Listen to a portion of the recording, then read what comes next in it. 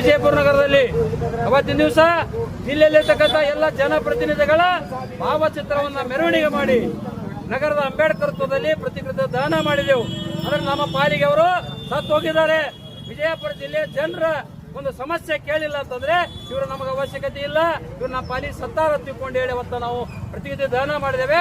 ಅದರ ದ್ಯೋತಕವಾಗಿ ಇವತ್ತ 77ನೇ ದಿನ ಇವತ್ತು ಇದೇ ಧರಣಿ ಒಂದು ಸ್ಥಳದಲ್ಲಿ ಪಿಂಡ ಪ್ರದಾನ ಮತ್ತು ಶ್ರದ್ಧಾಂಜಲಿ ಕಾರ್ಯಕ್ರಮ ಮಾಡ್ಬೇಕಂತ ನಾವು ತೀರ್ಮಾನ ತಗೊಂಡು ನಿನ್ನೆ ದಿವಸ ನಾವು ಪತ್ರಿಕೆಯನ್ನು ಕೊಟ್ಟಿದ್ದೇವೆ. ವಿಡಿಯೋ ಕೂಡ ವೈರಲ್ ಆಗಿತ್ತು.